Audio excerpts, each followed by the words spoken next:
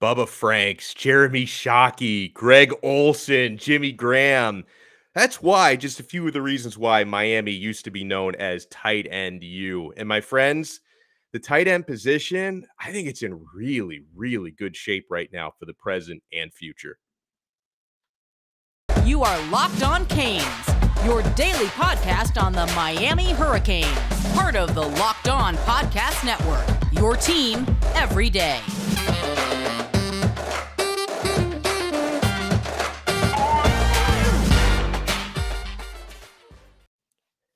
I am Alex Donno, your host. I'm a University of Miami alumnus, longtime South Florida sports radio vet, including pregame and postgame for Miami Hurricanes football. And thank you so much for making Locked On Canes your first listen every day. We're available free wherever you get your podcasts and available free on YouTube. And this episode is brought to you by BetOnline. BetOnline has you covered this season with more props, odds, and lines than ever before. BetOnline, where the game starts. We're going to talk some recruiting, and we're going to take a deep dive on Miami's tight end room, which is one of the deeper rooms, one of the better rooms on the team, with our very good friend, Brad Tejeda, CanesInsight.com. Brad joins us from Gainesville. We'll be talking about Gainesville on this one, guys. Don't worry. Brad, how you doing, sir?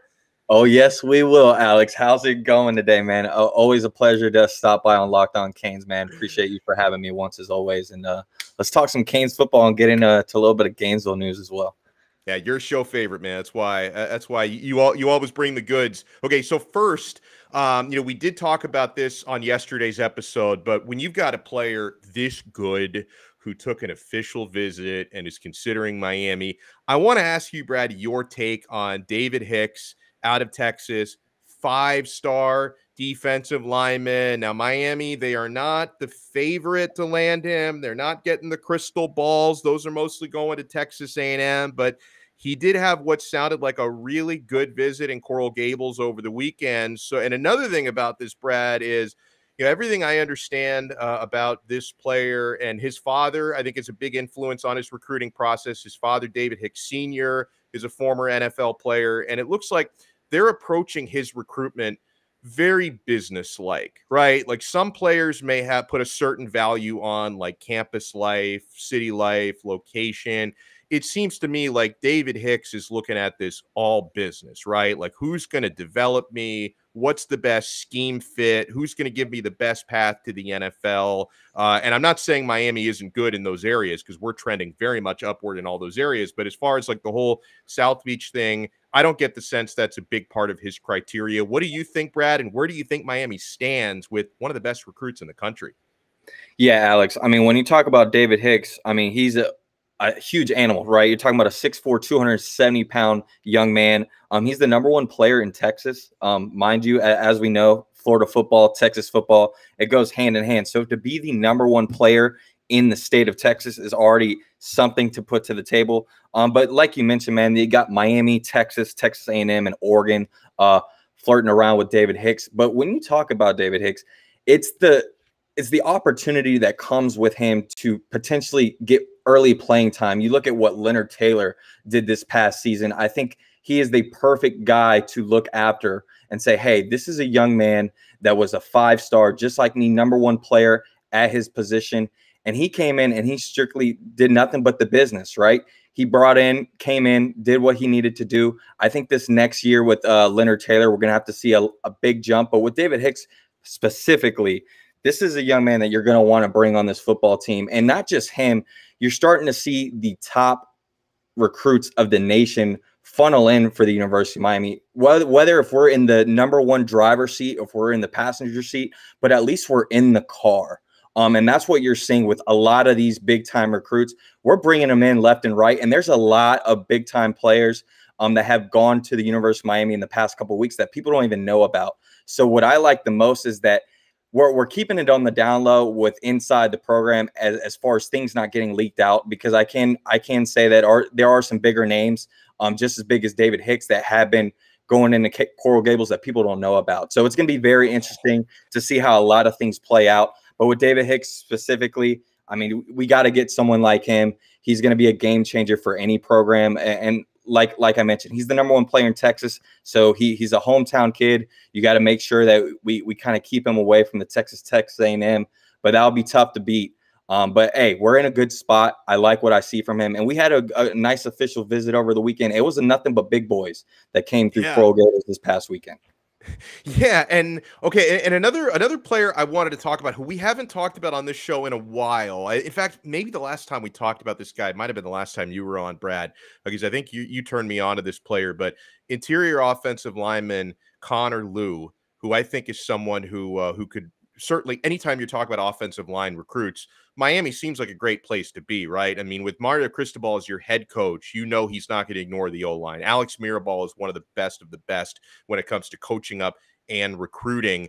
Do you think Connor Lew could be a tremendous fit? And where do you think Miami might be in his pecking order? Yeah, with Connor Lew from Kinshaw, Georgia, he was a first-team All-State in Georgia this past year. And from everything I've heard, I think Miami's in a very good spot. I don't know if we're number one. We're probably number two right now. But the thing with Connor Lewis, he's an inside offensive lineman that is mostly a center/guard. And when you look over this offense, not just the offensive line that we currently have on the team, but who we've already brought in as far as the recruiting, he had another guy over the weekend in Antonio Tripp that plays similar roles and positions as him, and he's already committed to the team. He's a huge ambassador for this 2023 recruiting class, who a lot of people love. But specifically on Connor Lew, I believe he visits Auburn June 17th and Georgia June 24th. So those are the other two visits to look out for. But I know Miami, Clemson, Georgia, and Auburn are in his top four. I wouldn't be surprised if Connor Lew does end up in this class, but don't be surprised if he doesn't. We're a very diverse group when it comes to the offensive line. As you know, Coach Maribal, Coach Cristobal, those are the main guys that you want to be coached under when you're coming into an elite program for the offensive line. So I think regardless who we add into this class on the interior or exterior on the offensive line, they're going to get coached up. They're going to get developed the right way. And I think Cane fans should be excited and happy and remorse that we got a great staff, specifically on the interior, on the offense and defensive line. See, you mentioned with Lew, Miami might be number two. Who's number one? Georgia? I would say right now it's probably either Georgia or I've heard some things about Auburn lately. Don't be surprised if Auburn gets a little bit in there as well. But yeah, Georgia right now is probably the favorite if I would imagine. But my guy Ja'Kai Clark, you know, he's got some ties to Georgia as well, so I know he's going to be doing everything he can to bring home some other local guys from his area. So that's one to watch out for. And then of course you got Jackson Carver, tight end, that came in over the weekend, and our guy Reid that you talked about. Yeah, and we're gonna circle back to Reid with Brad, because I think he's got some good stuff on Reid Mikeska. But let's talk about a quarterback first, Brad. On campus this past weekend, working out for Miami's coaches, getting coached up by Frank Ponce over the weekend. Emery Williams, 3-star quarterback from the Florida Panhandle. I think he's probably a little bit underrated, even with that 3-star tag. It seems like there's mutual interest between Miami and Emery Williams, but is it accurate to say that Williams, and maybe Miami as well for that matter, they're waiting for some dominoes here? I'm not expecting Jaden Rashada to pick Miami, but Miami are in his finalists, and he's going to announce June 18th, this coming weekend, is Rashada where he's going to go. So do you think maybe Emery Williams might be kind of waiting to see what Rashada does before he makes his commitment? Because Emery talked about making his commitment probably late in the month of June. This is the complete opposite of what we are not used to, Alex. In years past with our coaching staff, we are very late on guys that we're trying to target specifically in key positions. And as we know, the quarterback group is a position you have to recruit every year in the recruiting class. And with this young man, specifically Emery Williams, we jumped on Emery very quickly and very early, to where now it's kind of like a lot more people are getting eyes on Emery Williams, and it has to be thanks to the University of Miami. And I think we're in a very, very good spot with Emery, because Emery knows the camaraderie, the type of relationship that we have built with him, and he wants to be a Miami Hurricane. And the great thing is, he is going to be a great second option if he does, in fact, be that second option. You mentioned Jaden Rashada just a second ago as far as Miami being in his top, but there could be more, Alex. I'm going to leave it like that. Ooh, so you're saying for him, you think Rashada may go off the board? I think there could be more than Rashada. I think our guy, Dante Moore. Dante Moore is another guy that you need to bring back in the loop of things. I've heard a lot of chatter over the weekend that Dante Moore and the University of Miami are starting to head in a better direction than what people thought a couple weeks ago. So Dante Moore is another name to kind of put back in this circle of group. We never took him out the group, but I think out of the three guys we have been talking about, it seemed like Dante Moore was probably at the bottom of the list just because we had all these big time, teams going after him. But from everything I heard, man, I wouldn't count Dante Moore out. So we're going to be talking in a moment with Brad Tejeda about Miami's tight ends, present and future, current depth chart, which I think looks awesome, and what may be coming through the door. But before we get to that, Brad, I'm a little bit worried about your health and your safety. You live these days up in Gainesville. Is it possible to get a good meal up there? Like I'm on social media the last couple days, and man. I see this post that keeps getting shared. Peyton Kirkland is up there visiting the Gator, and he takes a photo of his plate of food up there. And bro, I don't think I'm exactly. This is Fire Festival-esque. This is like prison food. What he was eating up there. What's happening up there in Gainesville? If a young man has to kind of post a picture of a meal and then kind of hours later kind of say, hey man, I got to kind of tell you guys a little bit more about this picture.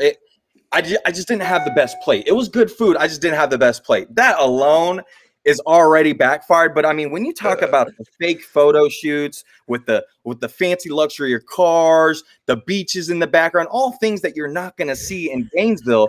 And then not to mention, you mix that with the retirement food. I mean, my poor great grandmother just got into a retirement home locally in Gainesville. And I kid you not, it was the same plate that my guy Peyton Kirkland had. I mean, you go look at that picture. I mean, I don't know if you could pull it up for the fans, but that poured cornbread, I don't know if it was cornbread, burnt salmon, but it looked like whole grain. It looked like something whole grain. And then you check out the macaroni and cheese. The poor noodles was drowning in the sauce. The noodles needed a life jacket, Alex. And then two wings for offensive lineman. Poor Peyton. I tell you what, when he comes to Miami, it's going to be a full course meal, as we know, and he's going to have a great time. Yeah, I mean, it's usually Rusty Pelican is usually where they take recruits to down here, but just take him to Prime 112 as well. Take him. I hope he likes croquetas. If he's never tried them, he will like them. So to take him out there to Versailles, just give this guy like the whole gauntlet of the great South Florida food, and he'll never step foot in Gainesville ever again.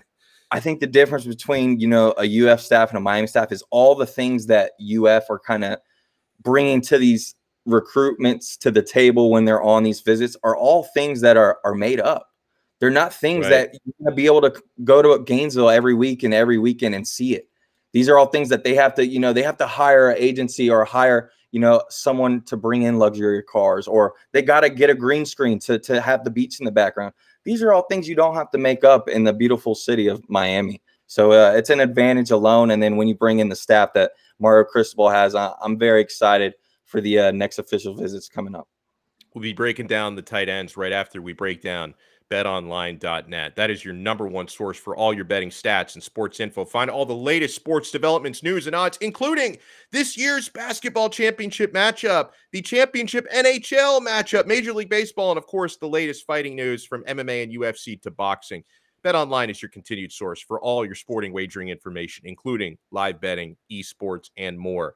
I'm on BetOnline every single day. There's such great info on there. And you guys know I'm big into the odds and the sharps and the edges. Head over to the website today or use your mobile device to learn more about the trends and action. BetOnline, where the game starts. Thank you for making Locked On Canes your first listen. Make sure you check out the Ultimate NBA Mock Draft. It starts June 16th with over 50 insiders. It equals the ultimate NBA mock draft. The Locked On NBA Big Board Draft experts plus Odyssey insiders. First pick is June 16th. Search Ultimate NBA Mock Draft and follow now so you do not miss a pick. Alex Donno alongside Brad Tejeda from CanesInsight.com. Brad, let's break down the Miami tight ends present, and we'll talk about what could potentially be coming in the future. But you look at the top trio, and I think there's even some depth beyond that. But I'm looking at we get the experience back of Will Mallory. Elijah Arroyo, I think, is ready to break out. And Jaleel Skinner, one of the best in the country that Miami was able to land. He's a true freshman coming in, class of 2022. So let's start with that top three, Brad. Which of those three names do you think we'll be talking about the most by the end of the season? Well, I mean, you mentioned Will Mallory, Arroyo, and Skinner, right? And I think, as we know, Will Mallory coming back for his last season as a Miami Hurricane. There's a lot of expectations on him. He only had 30 catches for only 347 yards and 4 touchdowns. And our guy Elijah Arroyo had 5 catches for a touchdown. So we got to have the productivity come back. And when you look at the position group of University of Miami, tight end is something that has never been a problem. But now it's going to come to the developing and scheming these tight ends the right way to put them in the right spot. And I think Coach Gaddis, you saw a little teaser in the spring game, and he used a 2 tight end sets, very effective. And I'm looking forward to that.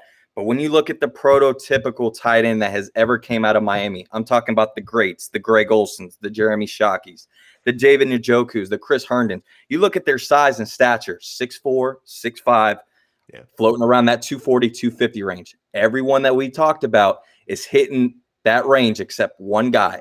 And the one guy that hasn't hit that range yet is only because he hasn't been in the program long enough, and he's the one that we will be talking about when it's all said and done, and that's Jaleel Skinner. This young man, if you want to put LeBron James on a football field, Jaleel Skinner is pretty close to it. This young man is massive. The size that he has, when he's standing next to pro players, he looks like he's already been in the same class, same resume. He's done it all. But the scary thing, he hasn't done anything yet. So all the things, all the expectations that we're putting on this young man, he's gonna have to exceed him, right? Does he have to do it year one? Absolutely not.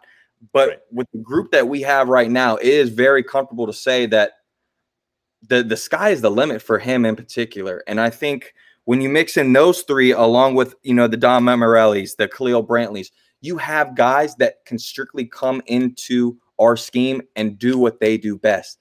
Jaleel Skinner, is he 240, 250 right now? Absolutely not. Is he going to have to come in right away and have to be that run blocker? No, that's when you bring in a Don Morelli, a Khalil Brantley. You have the other guys to substitute and use where Jaleel Skinner's weakness at the time may be. The key to this is you got to use everyone's pros to their advantage. And I think a guy like Will Mallory, a guy like Elijah Arroyo, and like I mentioned, Jaleel Skinner, we're going to be in a very good shape with these guys. And like I mentioned before, with Gaddis using those tight ends effectively, I mean, you talk about the block and release, getting open. I see someone like Elijah Arroyo being a huge advantage to that.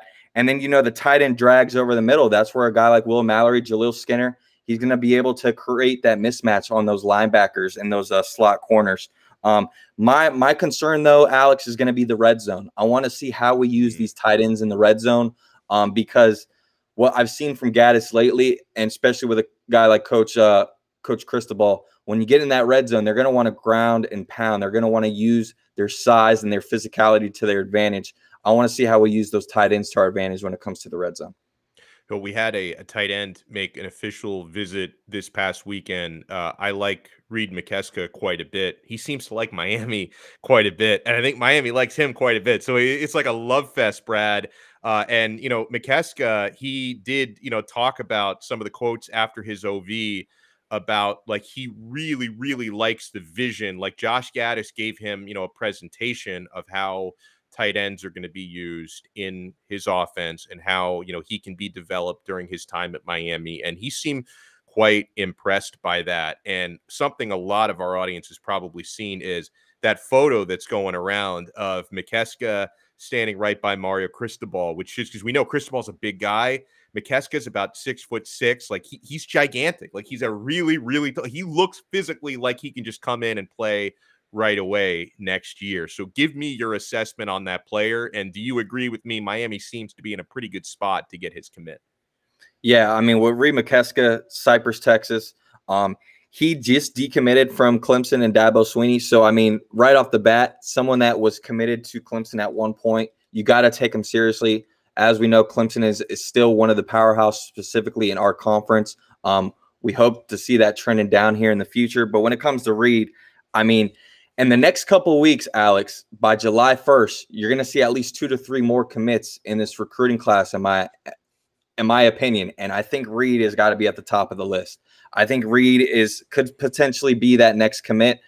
Who knows? But I think Reid is in a very good spot with the University of Miami. And like you said, I think Miami loves them some Reid Mikeska. And hey, the track record shows, man, we are tight end you. Why not come to the University of Miami to play tight end? And like I mentioned before, Coach Gaddis uses the tight ends very effectively.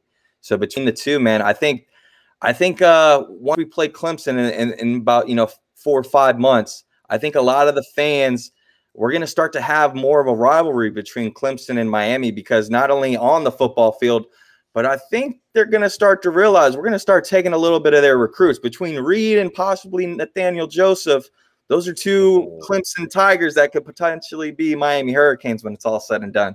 But I like where we stand with Reid. And that just adds more intrigue to, I was looking through a list this week of, I think it's 24/7 Sports. They rank the top 10 matchups in the ACC coming up this year. Miami actually has 5 on that list, which is really not, 5 of the top 10 games involve Miami. And number 1 on their list was that November 19th meeting between Miami and Clemson, because it could be a preview of the ACC championship game, or it could even decide which one of those teams gets to the ACC championship game, because people forget, even though they're in the 2 separate divisions, the first criteria for making the title game is overall conference record. That actually counts before division records. So that game could be decisive even for either of those teams. And speaking of big games, I want to talk with Mr. Tejeda here on the other side. I want him to rank the top 3 biggest home games Miami plays this year. And I'm also going to put him on the hot seat, okay? When it comes to the 2 toughest games on paper Miami's going to play this season, we all know which ones those are, a couple of road games. Which one is Miami more likely to win or steal, some people might say, because the Canes are going to be hefty underdogs most likely in both of those games. Thank you so much for making Locked On Canes your first listen today. We're available free wherever you get your podcasts, Apple Podcasts, Spotify, Odyssey, also available free on YouTube. And if you watch us on YouTube, make sure you subscribe to our channel, hit that thumbs up button on this video. So, Brad, I'll start with this, right? Because some of the most bullish Canes fans in my audience really think Miami is going to win both of those 2 tough road games, September 17th at Texas A&M. November 19th at Clemson. Miami on paper right now is more than a touchdown underdog in both of those games. I'm not quite that bullish, but I am optimistic enough to think they can shock the nation and win one of those 2 games. If they are to win one of those 2 games, Brad, which do you think Miami is more likely to win on the road?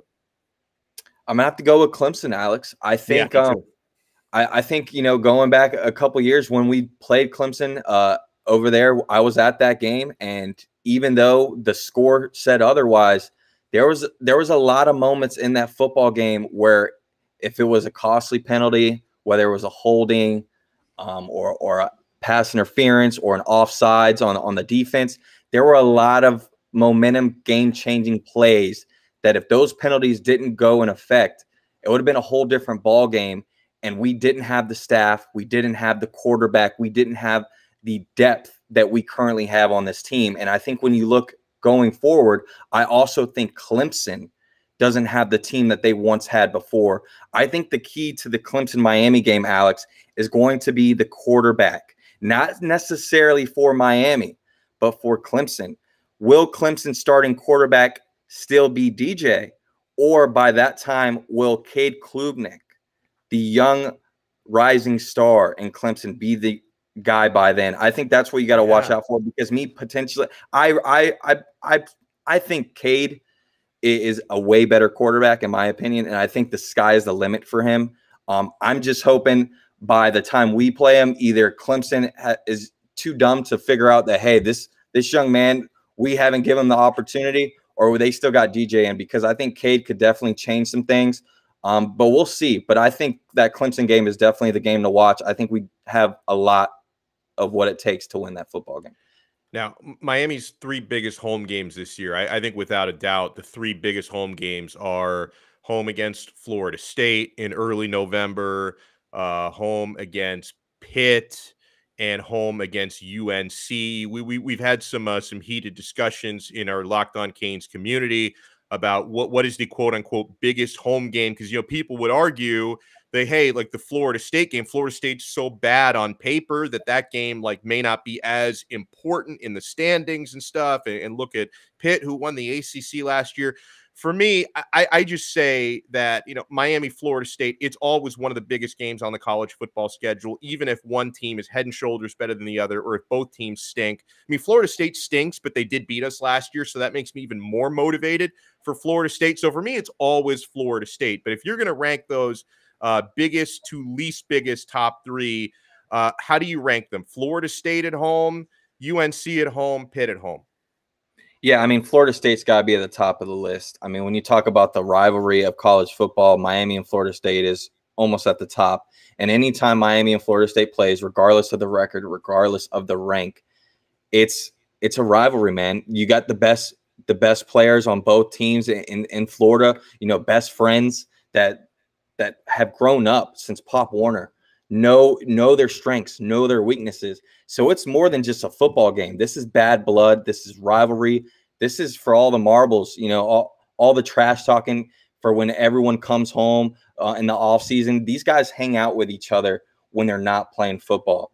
And I think that Florida State game's got to be at the top of the list. And then when you talk about the North Carolina and Pitt, it's interesting, man, because I think you talk about those three, but then you've got the fourth and Duke. And I think all four of those games, Miami has something to prove in every game. When you talk about the Duke game, there's a lot of former coaches that were just on this Miami staff that are now coaching for the Duke Blue Devils that's going to be coming to Miami. So that's something to look out for. Then you talk about the Pitt game at the end of the season. As we know, that Pitt-Miami is starting to begin not necessarily a rivalry, but almost like a, hey, well, we're not going to go through this movie again, right? The last game of the season, we're starting to have a very good year. We've seen this happen before when we had Mark Richt, where we are trending in the right direction. And that Pitt loss at the end of the season started to drag out and be the momentum that carried us to 3 to 4 losses into that bowl game. And then you talk about the North Carolina game, and anytime we played North Carolina the last couple of years, it's been atrocious, man. It's been something where we go to sleep remembering North Carolina, and it's not for basketball, and that's not a good thing, Alex. So I think all three, even 4 games, Miami's going to have to get up for. I mean, we got to take care of business. But if I had to rank them, I'd say Florida State 1, North Carolina 2, and Pitt 3. That's mine exactly. And dude, it was going on 2 years ago, but I still have nightmares about 62-26, like and like the 1,000 rushing yards that North Carolina put up against Miami in the 2020 season. I will never forget that. I want to beat UNC so bad. This awesome job as always from Brad Tejeda, CanesInsight.com, and make sure you follow him on Twitter at Tejeda Brad. And my friend, stay away from that the hospital food up there that they're serving to Gators recruits, and stay safe up there, my friend. We'll talk to you again. I appreciate it, Alex. You have a great day, and go Canes.